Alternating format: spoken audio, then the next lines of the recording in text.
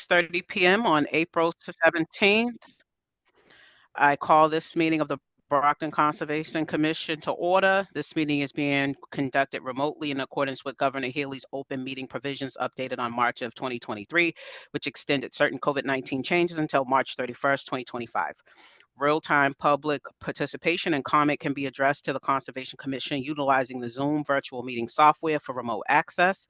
If you wish to comment during a public input portion of the hearing, please use the raise your hand function to be addressed to the appropriate time. For those of you joining by phone only, please press *9 to raise your hand. Please note that all comments made are public record and should be made in a way that is respectful of others. Should personal or inflammatory remarks be made, the host reserves the right to mute the speaker. A copy of this recording will be posted to the City of Brockton's webpage. All votes will be done via roll call to ensure count accuracy. In order to establish quorum, I ask that each commissioner state your first and last name for the record. Thank you. Quorum has been, I'm sorry. You guys state your names too. Peggy Curtis.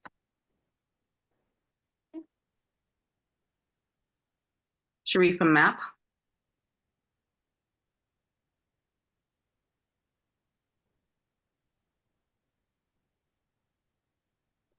Lily Green. And Ruby Clay. Quorum has been established. Please note that discussion of all agenda items shall be limited to 15 minutes each to ensure timely progress through tonight's agenda. And before we begin the agenda, I'd like to announce the continuances. The following agenda items have been continued at the applicant's request to our May 15th meeting and will be addressed, will not be discussed this evening. And the following continuances are 166 East Ashland Street, notice of intent, 511 Thatcher Street, notice of intent, 137 Perkins Ave, notice of intent, 155 Winthrop Street, notice of intent, 45 Industrial Boulevard, notice of intent, 19 Otis Street, notice of intent, and 82 Ames Street, notice of intent. And we also have 2 additional continuances that will happen on June 19th meeting. And that will be 0 East Ashland Lot A and 0 East Ashland Lot B. And then commissioners, I assume that you guys have read the minutes for the meeting on March 20th. Are there any questions or comments? There's just one typographical error of my name on page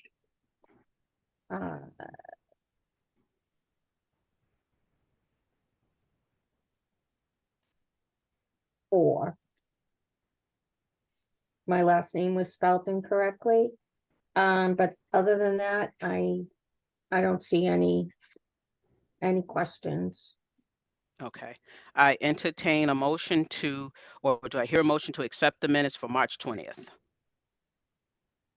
I make a motion to accept the minutes from March 20th. I second it.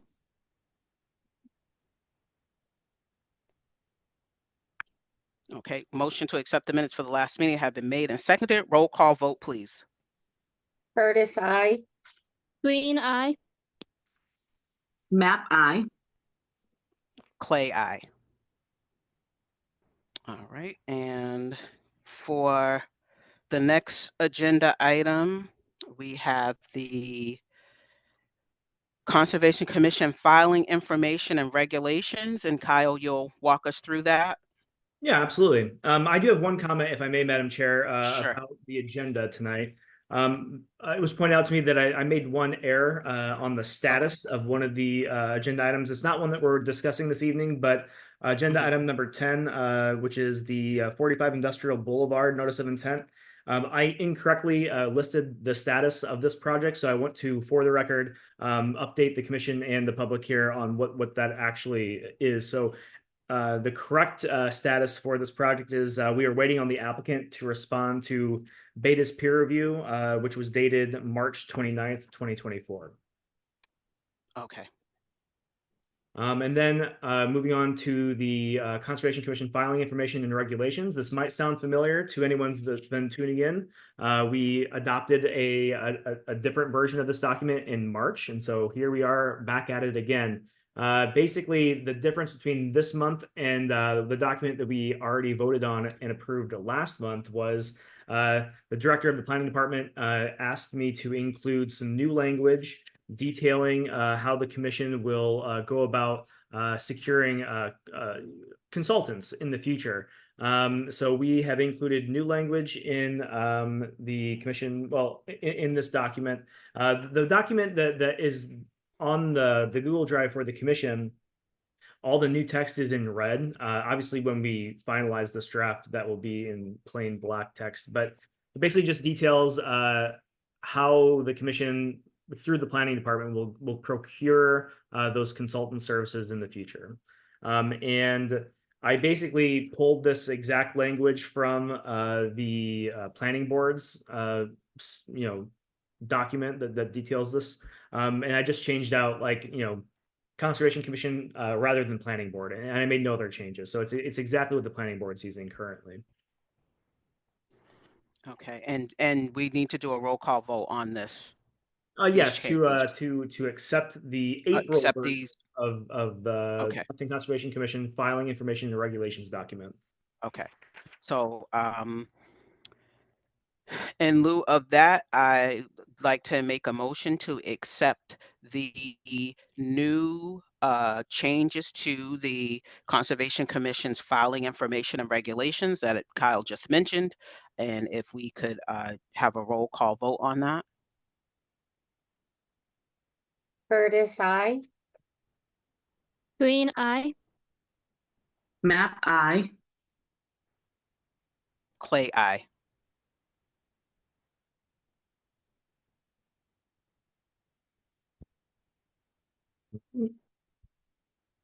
So are we good with that now, Kyle? Yeah, I believe so. Thank you. Okay. All right, the next item on the agenda is part of the new filings, and this is for the Eversource Brockton Gate Station Modernization Project. And hold on one Yeah, there second. are a few people in the attendees list that I'm going to go ahead and promote up to speak Okay. to this project. If I miss you and you're in the attendance list, please raise your hand and I will promote you. I know there are a few people in there.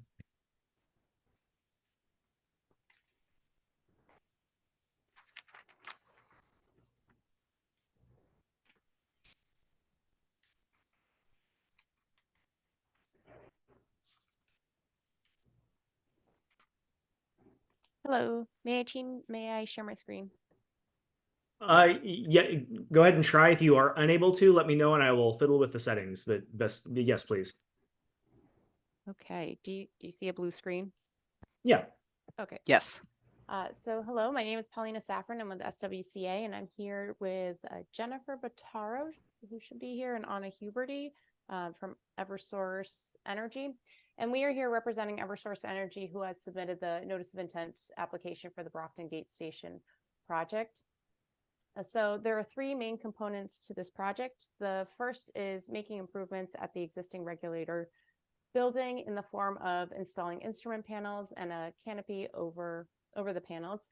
The second is removing about 680 square feet of existing paved surface and installing a generator and communications building surrounded by a chain link fence. And the third is placing a direct bury electrical conduit and fuel gas line below ground, connecting the communications and generator building to the existing systems.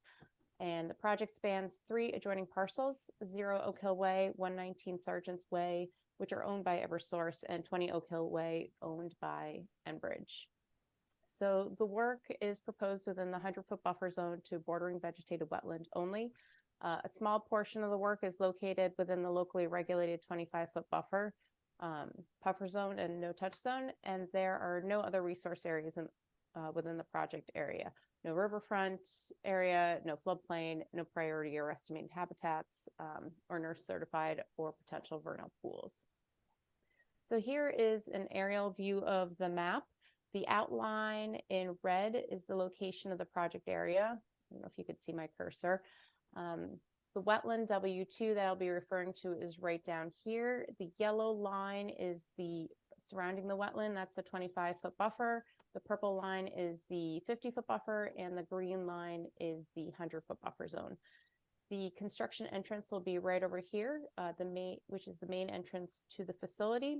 And the thick yellow line that's right over here, that it depicts the erosion controls that will be installed prior to the start of work and will be there until the duration of the project.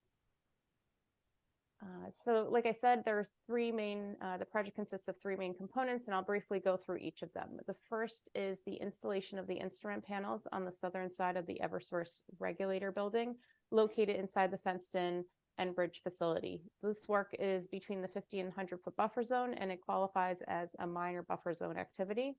And the black box right here is the location where the instruments will be installed.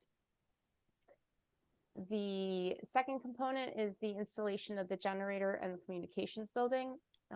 This will be installed with Eversource saw cutting approximately 20 feet by 34 feet wide existing pavement and excavating it. And they will be excavating the area using a vacuum truck, which works exactly how it sounds. It kind of sucks up all the soil into this big container, and it'll be hauled off site. And then the area will be backfilled with about 4 feet of crushed stone wrapped in geotextile fabric. On top of that stone, they will be installing 2 concrete pads, a 9x4 pad for the generator and a 9x9 pad for the communications building. And to protect the generator and communications building, a chain linked fence will be installed surrounding the entire crushed stone area. After the installation of the slabs, the total area converted from impervious pavement to pervious crushed stone is about 563 square feet. And the black box right here on the map depicts the approximate location of this work. And the third component is the installation of the pipeline and conduits from the newly installed generator and communications building to the existing Enbridge and Eversource facility located north. So didn't have room for the location, but it's essentially everything else that's right over here. And so most of that is within the 50 and the 100-foot buffer. And the way this is going to be installed is using the open trench direct bury method, which is excavating the trench. That's going to be about 10 feet wide, 4 feet deep. Again, all soils will be removed using a vacuum truck and hauled off site immediately. Pipe will be laid and joined and then backfilled with clean sand and fill. No more than 80 to 100 feet of the trench will be open at any time. And usually the trench is filled and area repaved at the end of each workday. If for some reason the trench needs to remain open, steel plates will be placed on top of it. And the proposed trench is outside of the 20-foot buffer. So the proposed work, the purpose of all this work is to support and maintain the most efficient and safe control of the existing facility, and also to ensure that the station is working efficiently and continues to provide energy to the surrounding community. And Eversource has carefully designed and cited this work to avoid and minimize impacts to the resource area to the greatest extent possible. Multiple locations were considered, with this proposed location selected as the best alternative because it allows for the safest access to the equipment and fulfills the egress-ingress requirements. The proposed work will not alter or fill any wetlands. All work will occur within the existing paved surfaces within the existing fenced-in facility.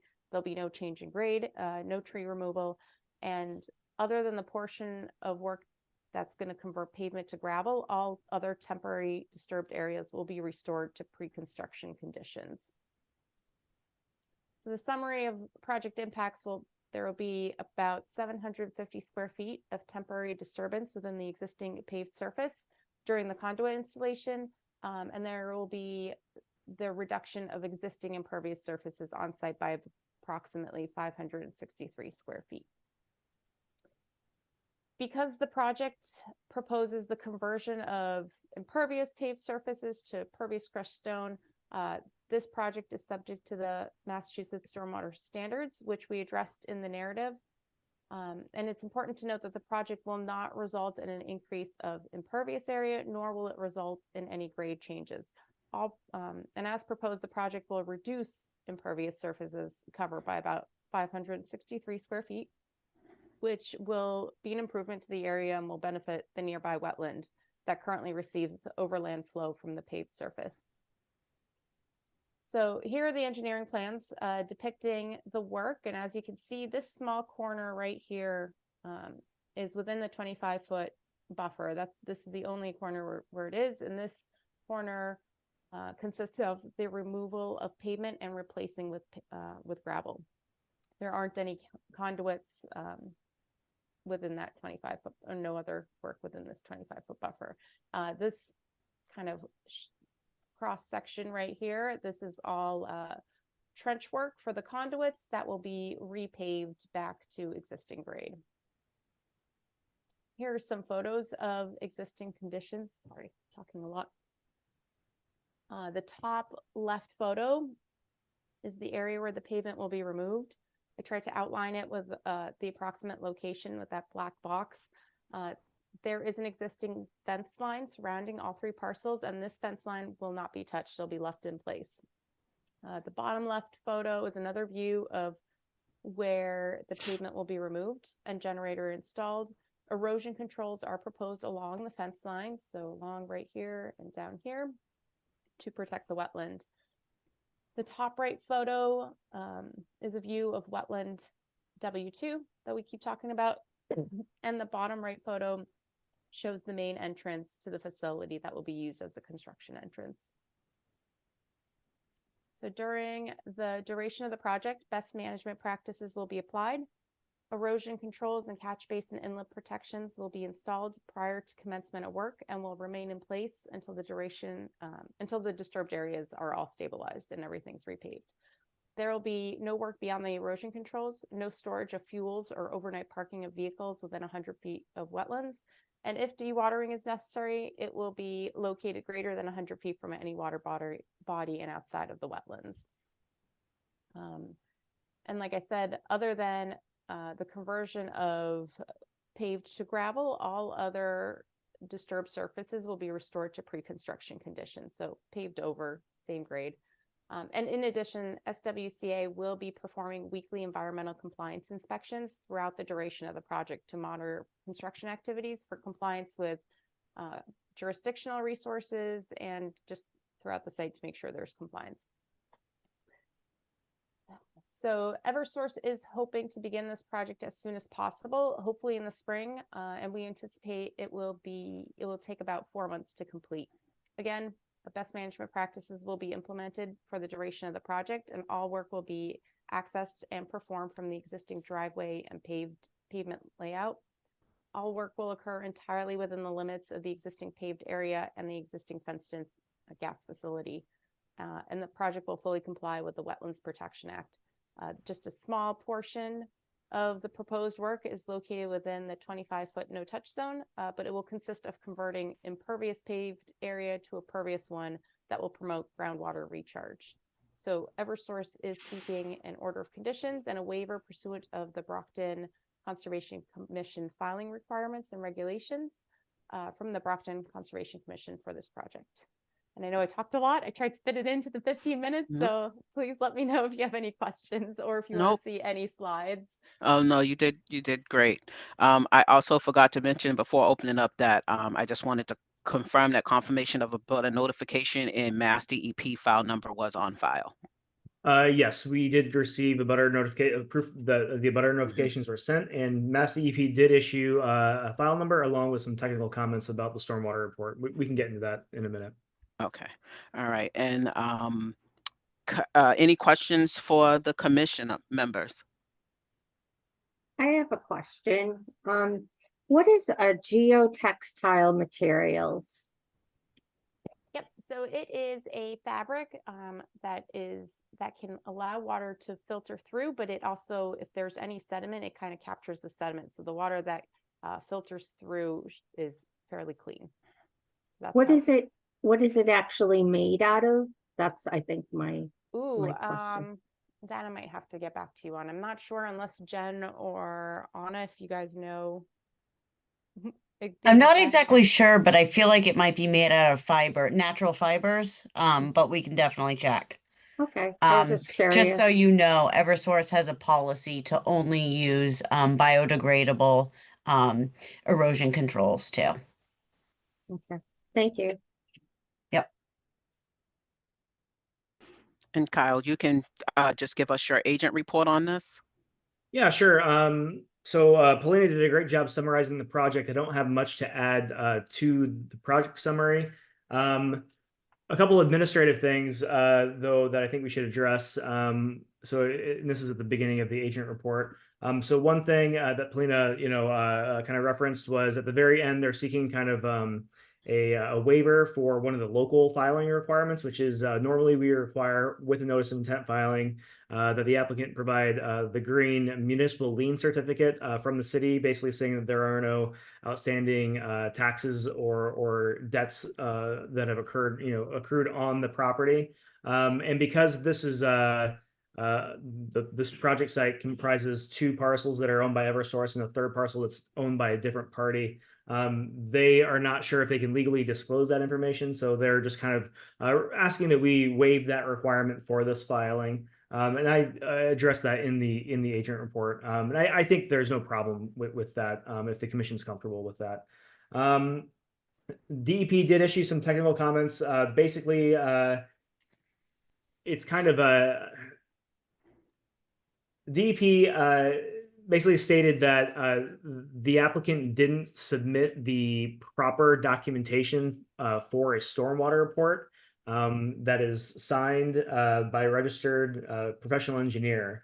I spoke to someone at DEP kind of about this comment, and they said it's kind of a gray area because there's a low impact as far as we're converting existing impervious to pervious area.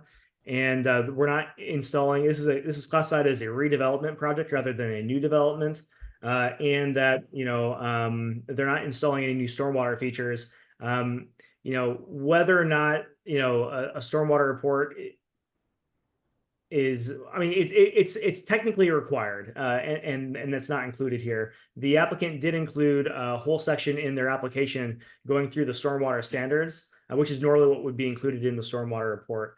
So we're kind of there's kind of a gray area here if the commission's comfortable, issuing the order of conditions without that stamped stormwater report.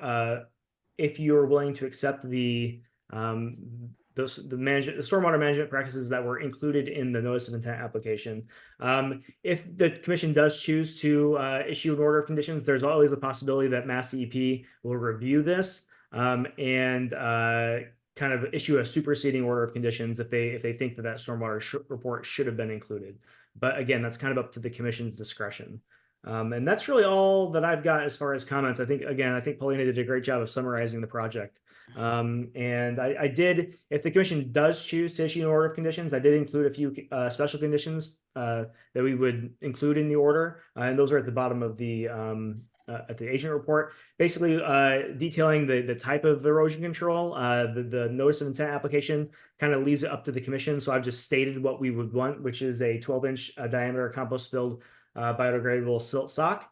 And then requiring that the applicant provide the Conservation Commission contact information for their environmental monitor who will be on site every week. And then finally, that we're not confirming the wetland boundaries for wetlands W1 and wetlands W3, and just the BVW wetland W2. And that's all I've got. Okay. Commissioners, any thoughts from you guys I have on a the question for Kyle. stormwater requirement? Any feedback from you? I have a question for Kyle. I thought I just read recently that we should not be issuing notice of intents if there are still issues that have to be addressed. Did I read that memo wrong? You may be referring to that document that we just approved earlier tonight. One of the things that's always been a part of the filing information and regulations is that the commission will not issue an order of conditions pending receipt of any additional material. So if they have to provide an updated map or some other documentation, it's written into the rules and regulations that the commission will not issue whatever permit, or order of conditions pending receipt of any material. So that's kind of what that may be what you're thinking. I'm not sure. Does that sound right? Yes, that is what I was thinking of. Okay, thank you for clarification. Yeah, sure. I have a question also for Kyle. If we do as a commission decide that we do want the stormwater report about, that just pushes this to the next meeting if they get it in time. I'm assuming since they had all that information in a different section, it should be pretty easy to make the stormwater report. Presumably, yeah, that would be my assumption that they could get that to us by the next meeting. And Paulina is raising her hand. I mean, the commission, Ruby. Yeah, I'd like to add to that, and being consistent with the developed rules of the commissions and filings, I do feel that we need to require the stormwater report as well as the conditions that you laid out and the recommendations. I think if we do that, we're just, everybody's just being consistent to what the process is.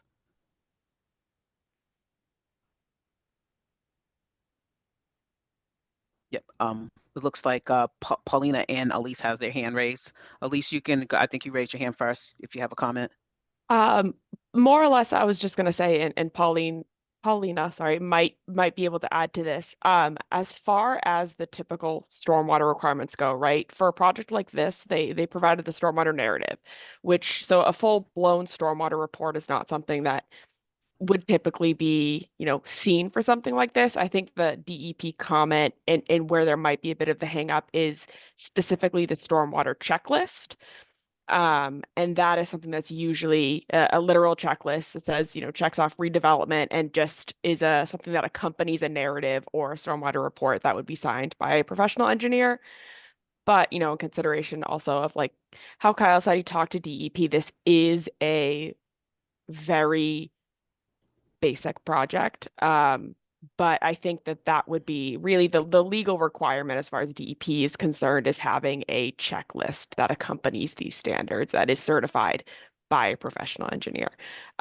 With that said, though, I'll defer to Paulina, but I don't believe, a full stormwater report is something that the commission would want to require for a project like this. But I do think, as far as the checklist goes, that is still up to the commission as far as how they want to go with that.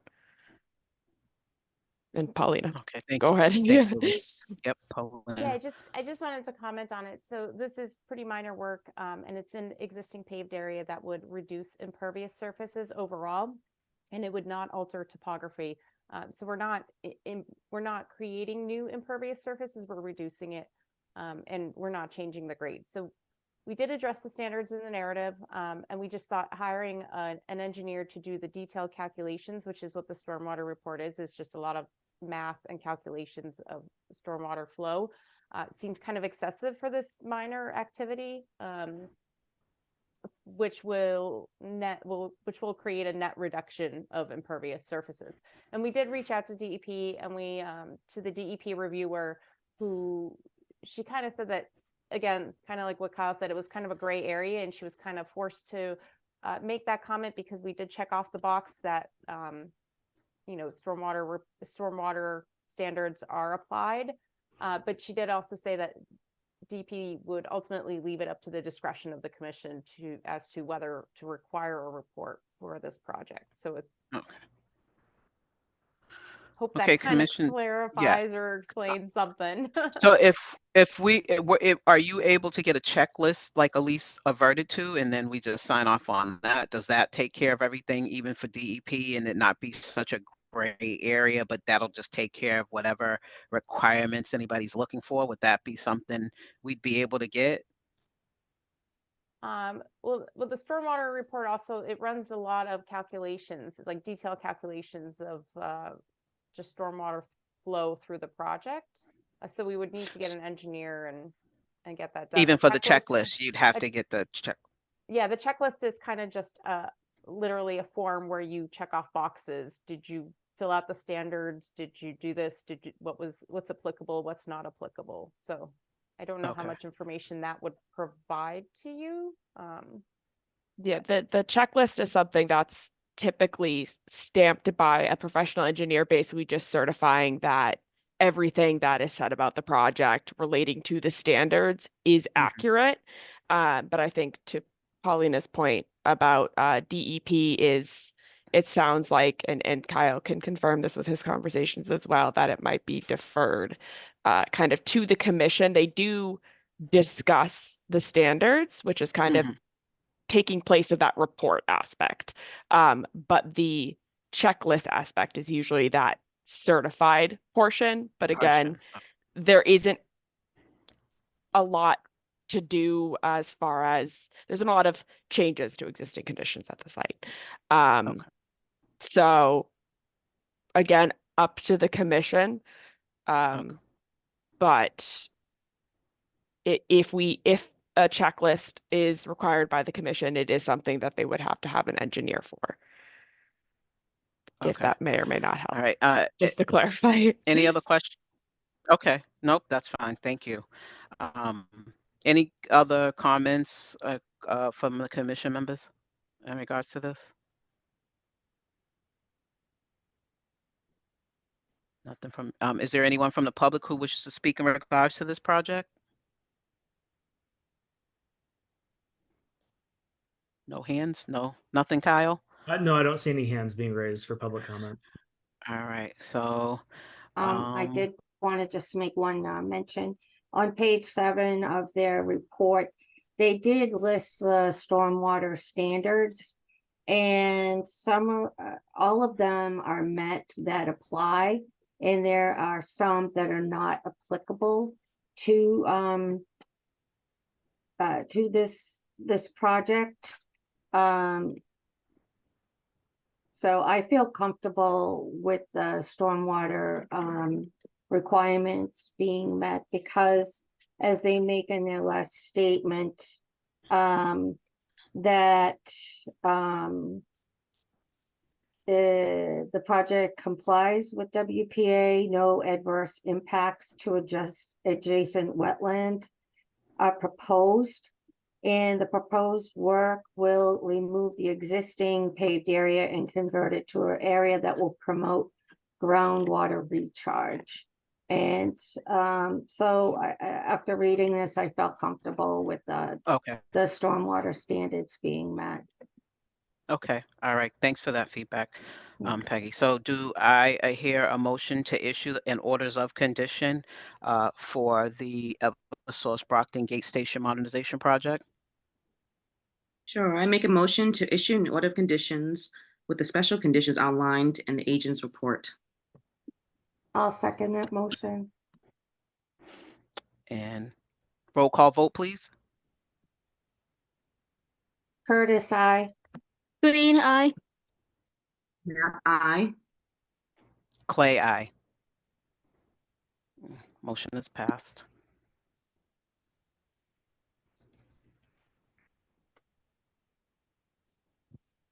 Kyle, thank you, everybody. Thank you. You're welcome. All right, thanks, William. Kyle, would you mind emailing me a copy of the order of conditions and mailing it to the SWCA office, please?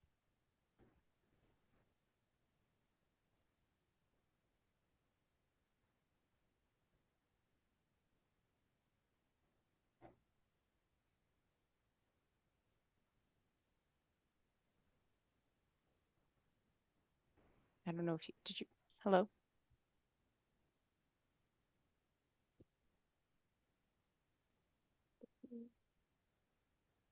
Kyle, did you hear? No, Yeah. sorry. I think I was having an internet connection problem. I think I'm back now. Oh, you are. I wasn't sure. I have been having Zoom issues, so I wasn't sure if it was me. I was wondering if you could send the order of conditions to the SWCA office in Southborough, and if you don't mind sending me a electronic copy as well, I would appreciate it. Yeah, absolutely. No problem. All right. Thank you. Thank you very much. Thank you. All right, and then next on the agenda, we have the extension request for 159 Torrey Street, the solar array project.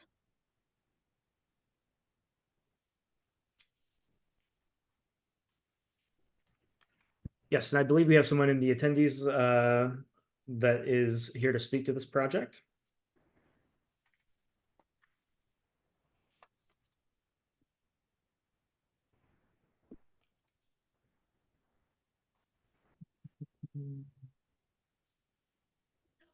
Good evening. This is Mike Pattison. Can you hear me? Yes. Good evening. Hello to the board. Okay. So yes, we're requesting an extension for our original order of conditions that was approved May 12th of 2021. Unfortunately, due to some unforeseen delays in the approval process for our electrical interconnection and issues with National Grid, we were unable to begin construction, and now our order of conditions is about to expire. So, as I said, we're just requesting extension. I could represent the project, or how would you like me to continue? Kyle, what is your Yeah, sure. I can feedback jump on? in here real quick. So this kind of came in Okay. pretty late last week. So that's why there's not a formal agent report for this project. Like Mike said, basically there is the approval for the installation of a solar field at the, I'm sorry, Mike, what's the name of the golf course there? It's Thorny Lee Golf Club at 159 Torrey Street. Oh, am I having internet problems again? Uh-oh, I think so. Oh, I think you're back. All right. Okay. So I'm not sure where I cut out. Mike, what's the name of the golf course? It's Thorny Lee Golf Club. All right. Thank you. So this is the northern portion of their property.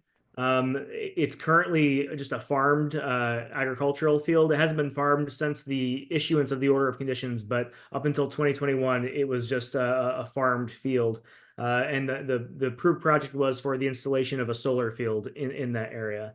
I went out on site actually this morning, and no work has been started there at this point. But as Mike had mentioned before, they just kind of ran into a lot of different problems with basically with tying it into the electrical grid. There was some turnover with the board that directs the golf course, and it just was kind of one thing after another. I spoke to the general manager of the golf course this morning, and he said that they don't want to do construction during like the peak golf time during the summer. So the earliest that this would begin would be this fall sometime, or early next spring, before that kind of peak golf season in the middle of summer.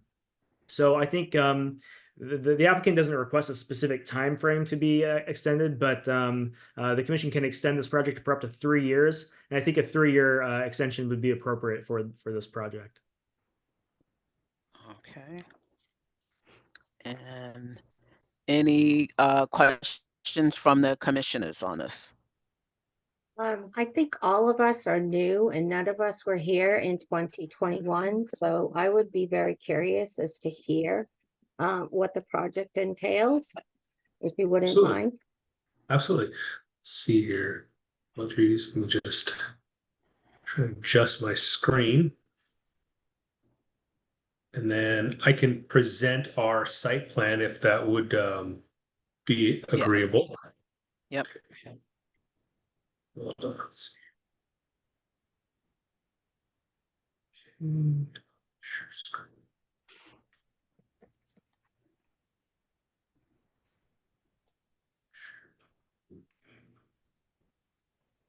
Okay, can everybody see my screen? Yes. Okay. Okay, so our proposed project. So the current property is at 159 Torrey Street. As we Kyle had stated it is in the northern portion of the property. This current portion right here, originally it's been owned by the country club for a while, and it was being leased out to, I believe, Jerry's Farm, which is north of this property. And then they stopped leasing and he stopped farming it. So now we are looking to utilize it. The proposed project, it is located in R1C zoning district. It is a vacant 6-acre farm area with a sewer easement running through the eastern side and a material and soil storage area on the southern side. The proposed solar array is a 1,029 kilowatt DC, 498 kilowatt AC ground mounted solar array. It consists of 1,872 solar panels that will be ground mounted with a 415 kilowatt, 1,600 kilowatt hour DC coupled battery energy storage system. As you can see here, in this area here, there's 2 concrete pads, which will the battery system as well as the other utility electrical equipment will be mounted. Let's see here. As you see, there's a small access. There is a 20-foot wide gravel access road right here. Maintenance access would be along this access road here. There's a locked gate off of Thorny Lee Terrace. So, excuse me, maintenance access would be here. Per the Zoning Board of Appeals, all construction access is going to be accessed through the golf club's park path from off of West Street. And I can scroll down to that. So here's West Street here. Part of the country club's cart path is here. And it comes west and then up north through it to connect with the property over here. Excuse me, I apologize.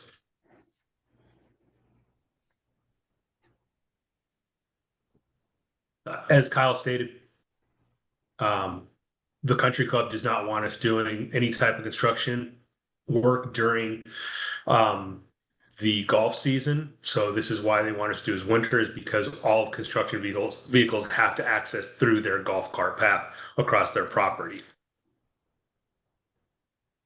Okay, back to the first page.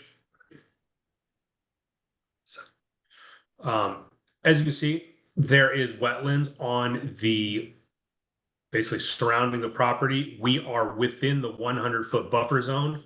We are outside of the 25-foot no-touch area. Important to note that it elevates, it starts from the northwest down to the southeast. The elevation falls. So any type of like rainwater would basically flow from the northwest down to the southeast. And then also in this area right here, there is an existing berm from this area here on the southwest that follows the southern side. And currently the water basically directs into the wetlands. Let's see. That.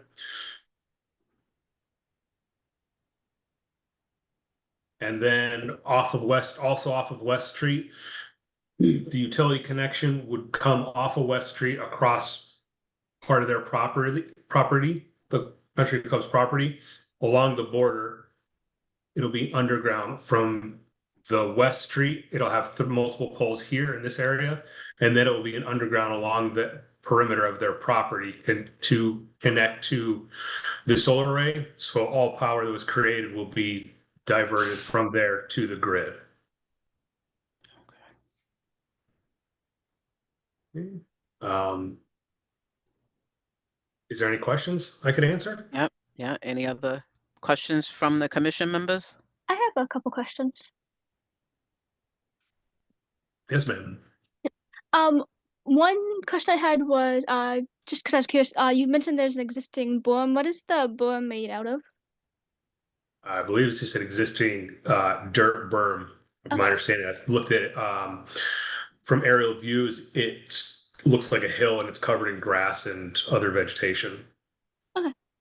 And then so you mentioned the solar arrays will be ground mounted. Could you just talk a bit more about like the process of, I guess, just mounting the solar arrays and how that just how that affects just the like the grading and just the ground, I guess? My understanding is and I apologize. So I have my engineer here. If he could raise his hand, then we could give him access. He'd be able to talk about something like the civil work. Rick, could you raise your hand so they can see you? Yeah, I'm promoting him right now.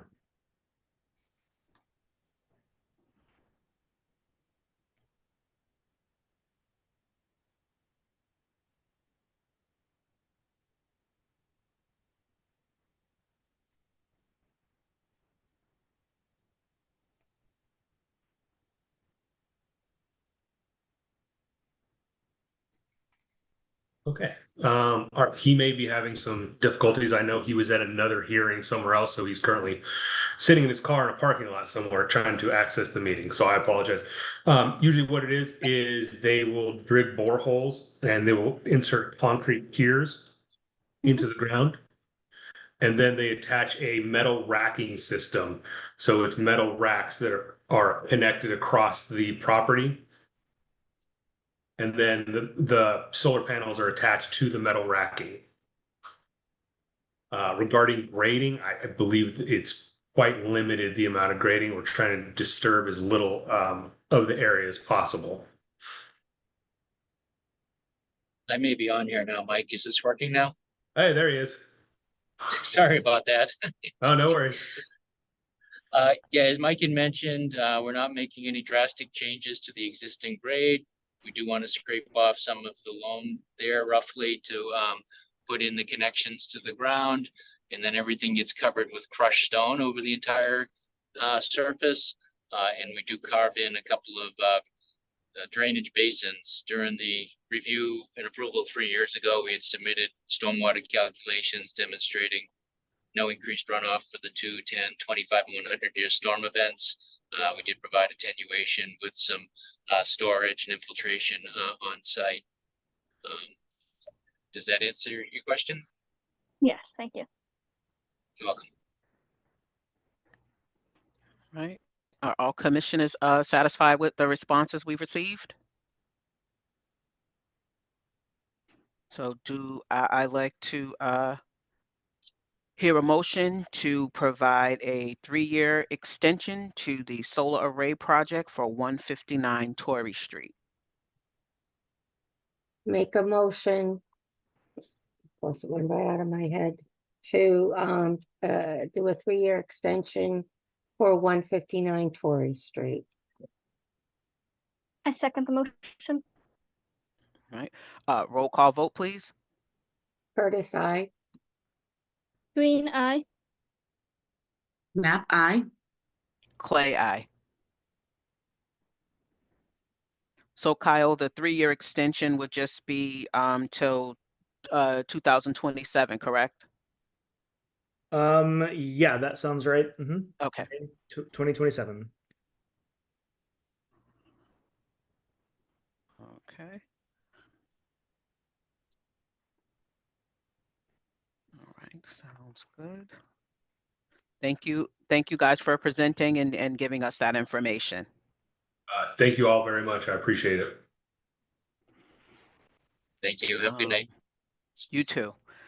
So now we are, oh yeah, so the number 5 is extended to the May meeting as well as 6. So I think now we're at 7, the ANRAD for 0 Toby. Yes, that's correct. Okay.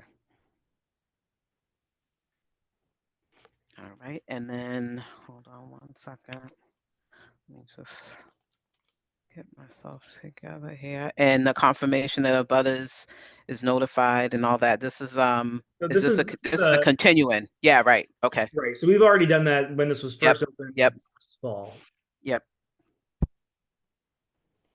Yep, and I know one of the engineers is here from W Engineering, so I'm going to go ahead and promote Evan.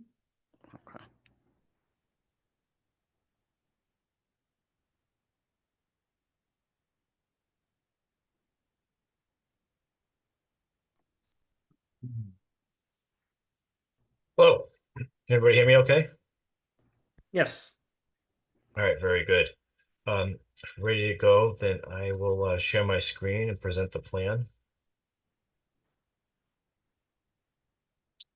Okay, on my screen is the plan that we submitted along with the updates that were requested by Beta, the consultant. So it's a piece of property that's really the only paved road is North Quincy Street. And then there's a road that wasn't constructed, Toby Road. And so that's why you see this is referred to Toby Road. There's two parcels. This one in the front was looked at. There was no resource areas here. And then in the back, we have a couple of resource areas. We have, starting from left to right, we have the D series. This flows off-site and then has little man-made ditch that was dug by somebody, not the property owner, which lets water flow kind of into this electric easement here. And if you look at the topography, there's a high point in here about 180. Everything flows down in this direction on both sides. It creates this valley. And so we have the A series of flags, which is shown here with the 50, 25, and 100 foot buffer zones. And then finally, there's another high point somewhere as about here. And then it flows this way to the east. And we have the B and C series, which are BVWs that are associated with this brook over here on the side, which we have delineated the bank conditions with the bank flags, and then we show the 25-foot riverfront. I think on my last plan, I incorrectly showed a 200-foot riverfront, forgetting that we're in Brockton. So Beta had a few comments. First, they wanted to make sure that the commission did not approve flags that were off the property. So we've revised the plan to show those flags in grayscale, just to help us out when we look at that. And I think they had a recommendation of what flags to not include. Another thing that they asked us to do was take a look at this ditch that was in the D series over here. DEP brought it up as well. However, it's off the property. So, if we delineated it, it wouldn't be approved anyways because it's not on the property. And it's not a perennial stream, and there's no riverfront associated with it. It would just be a perennial stream within a resource area. And then the other spot they mentioned was there was a small ephemeral flow here at C33. Again, it's within this BVW, the C series. So delineating that would not necessarily increase the limits of the resource area delineation. They recommended that the commission could cite in the ORAD that it exists, but it wasn't delineated because it's within the resource area anyhow. I think they also mentioned that there was some standing water somewhere in the A series and may or may not have be a potential vernal pool. And they just recommended that the commission note that that has not been evaluated, which we're fine with as well. And then lastly, they indicated that there may be some small, and I don't know exactly where it is. I suspect it's these little small puddles right here that's had some wetland vegetation in it, but it was of a size that was small and it was not connected to another resource area. It doesn't border on any other resource areas. So it's a isolated non-jurisdictional area. So they spoke about that, but didn't ask us to flag that or do anything with it because it would be just a non-jurisdictional wet area. And I believe Kyle took a look at the plan and the recommendations. He had a report as well. So I'd be happy to hear that report and then answer any questions that the commission may have or any information from any abutters that might have some input as well.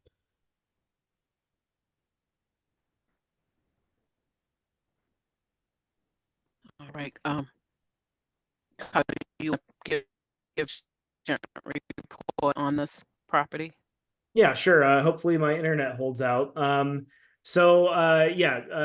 did a pretty good job of summarizing Beta's comments. In my agent report, I just kind of rehash exactly what Evan said as far as Beta's suggestions as far as what the commission should issue as far as findings. So those are all listed on the agent report. Again, Evan kind of went through each of those things just now, so I won't rehash that. But everything else that Beta was that commented on was more administrative, and so all of those concerns have been addressed. So I think that the commission has the information required to issue the order of resource area delineation. I will just make a comment that Elise is here from Beta if the commission has any questions for Beta specifically. And then also before we close the hearing, we should also open this up for public comment. Okay. Any commissioners have any questions or comments?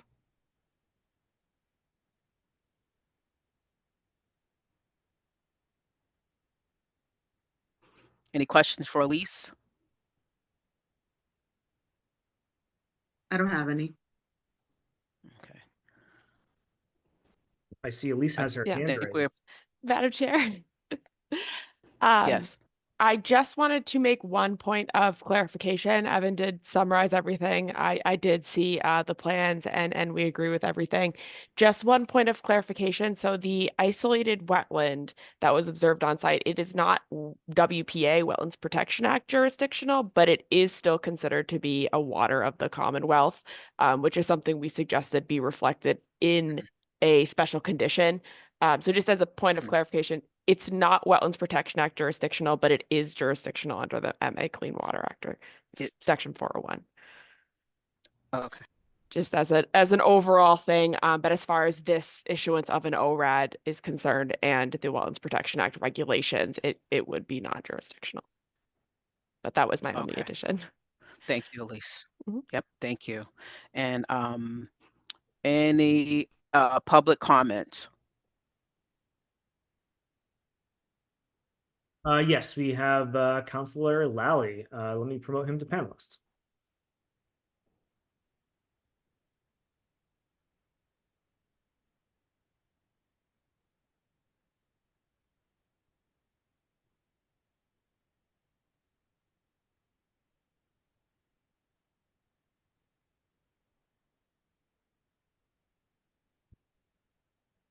All right, I'm here. Can you hear me? Yes. Man, that promoting to panelist suspense is crazy. I'll be brief. I want to just express my appreciation to our conservation agent and the Conservation Commission for their effort and their due diligence. This isn't a project, at least for now. But after the last couple of meetings we've had, the applicant's lawyer did contact me before any plan is proposed. I've asked them to agree to a meeting with the neighbors to hear their concerns and see their input. So just that, wanted to make that known to the commission and to express my appreciation for your efforts. Thank you. Thank you, Councilman Lally. So do I hear a motion to issue the order of resource area delineation? Pardon me, Madam Chair. We'll have to close the public hearing first, and then we vote to issue the order. Oh, close up. Okay. All right. Okay. Okay. I'd like to, do I hear a motion to close the hearing on 0 Toby Road? I issue the motion to close the hearing for 0 Toby Road. I second that motion. Roll call vote, please. Curtis, I. Green, aye. Nap aye. Clay, aye. Motion to close the hearing's been granted, and then I can now make the motion to issue the order of resource area delineation. Yes, now is that time. Okay. Okay. So I'd like to make a motion to issue Just the a point order of of resource. point of clarification here, Madam Chair. I don't know that you Mhm. should be making the motion. You can entertain a motion and then have someone. Or entertain a motion. Okay. Thank you. I'd like to entertain a motion for the order of resource area delineation. I'll make a motion to issue an order of resource area delineation for 0 Toby Road. I second it. Roll call vote, please. Curtis, I. Green, aye. Nap aye. Clay, aye. Thank you very much. And just for the record, that's to be including the findings that are issued in the agent report. Those will be included in that. Correct. Correct. Okay, thank you. Okay, have a good night. Thank you, everyone. Yes, thank you. Thank you. Thank you.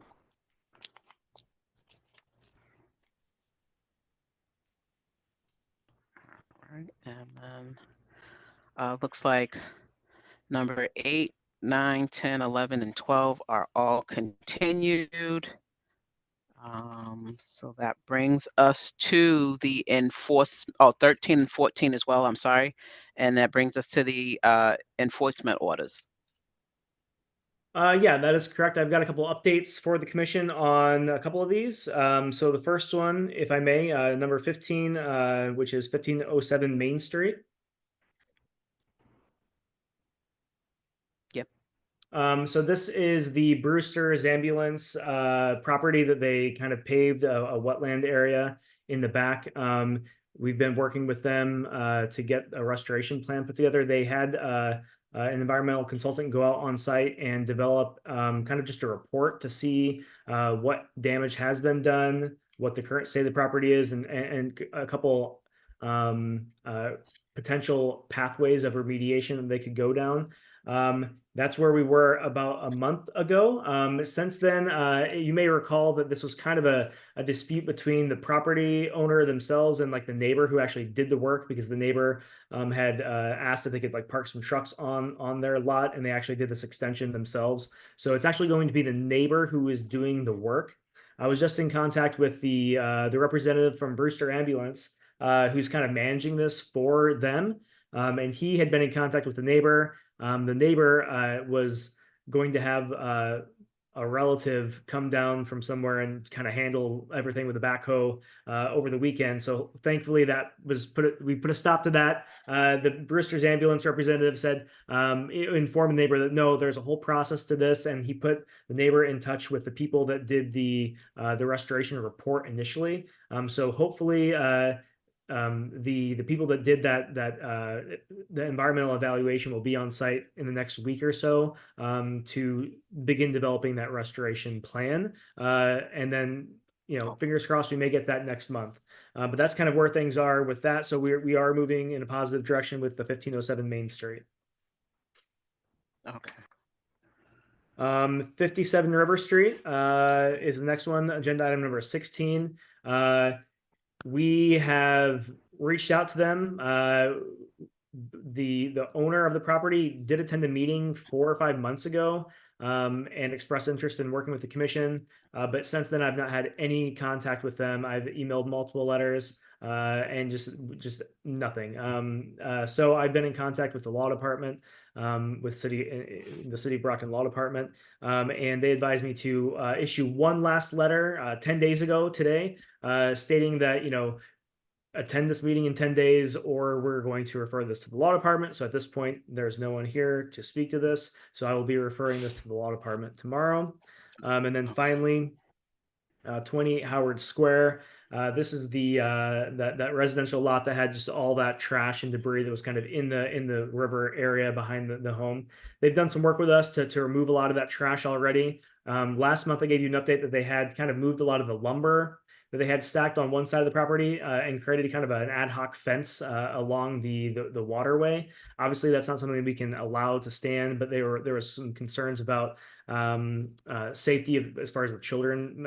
So there's talk about maybe actually going through a permitting process and getting an actual fence built back there to kind of serve as that function. That would be away from the waterfront, the riverfront area. Right now, that kind of wooden stockpile fence is just on the bank, basically. So we would obviously have them move that up out of the riverfront area. But I've just not had any luck contacting that primary resident there since March 15th. I've reached out a couple times. So I'm going to continue to try to do that over the next month. And I've got some other people that I can reach out to that are able to make contact with this individual. So I'm going to attempt to do that over the next month, and we'll see where things lie in May. Okay. Any questions about any of those 3 enforcement orders? No, none from me. Okay, I have Commissioners? one more comment. Oh, I'll wait. I'm Mhm. sorry. Nope. Oh, Okay. go ahead. Madam Chair, when we voted on the Conservation Commission filing information and regulations at the beginning of the meeting, I just want to make sure that we do this correctly. I think that you proposed that vote, and I'm not sure that that's like strictly the way that the vote should work. So should we do another vote where you entertain a motion and it's Yep. made and seconded, and then we do an actual vote? Because I'm not sure the other one is like Okay. binding. Is that the first one? This is Is that the for first item on the agenda? this is for number 2, the Conservation Commission filing information and regulations. Okay, all right.